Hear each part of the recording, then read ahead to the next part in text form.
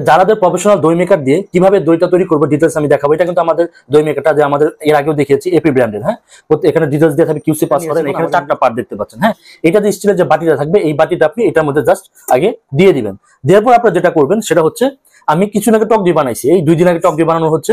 এখান থেকে আমি একটু বীজের জন্য টক দইটা রেখে দিয়েছিলাম। এখন আমি মিষ্টি দই করবো। তো এই টক দইটা আপনি আপনাদের বলেছিলাম 4 চামচের 2 চামচ, এই যে 1 চামচ, আর হচ্ছে এই যে 1 চামচ, এই 2 চামচ দইটা আমি আগেই মিশিয়ে দিলাম। হ্যাঁ, এটা দুই ভাবে করা যায়। আপনি চাইলে পরে দুধটা দেওয়ার পরে ঢেলে নিতে পারেন, আর আমি একটু ডিফারেন্ট ভাবে করবো, কারণ যেহেতু মিষ্টি দই করবো সেক্ষেত্রে আমি একটু ভালো মতো করার জন্য আমি এখানে ভালো করে মিক্স করে দিলাম। আর দুধটা আমি কি করছি, যেটা হচ্ছে জাল করছি, জাল করার সময় আমি চিনি দিয়ে জাল করে নিছি মিষ্টি দইয়ের জন্য।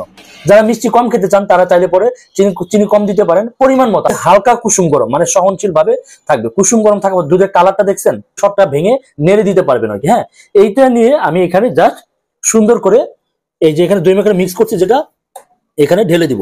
দেখেন, এই যে দেখতে পাচ্ছেন সুন্দর করে, এই যে দেখেন। তারপর আমি এটার উপরে জাস্ট কি করব, এই যে হেডসটা ছিল এগুলো কিন্তু আগে আপনারা মুছে নিতে পারেন। হ্যাঁ, এই যে এখানে এটার উপরে দিয়ে দিব। দেওয়ার পরে এই যে কাভারটা আছে, এই কাভারটা জাস্ট উপরে এখানে সুন্দর করে বসিয়ে দিব। এটা জাস্ট বসানো থাকবে, এখানে বসিয়ে দিব।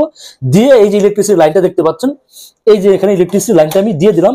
দেখেন এখানে লাইট জ্বলতেছে। 4 থেকে 5 ঘন্টা পর এটা খুলে জাস্ট এটা দেখবেন দইটা রেডি হয়ে গেছে।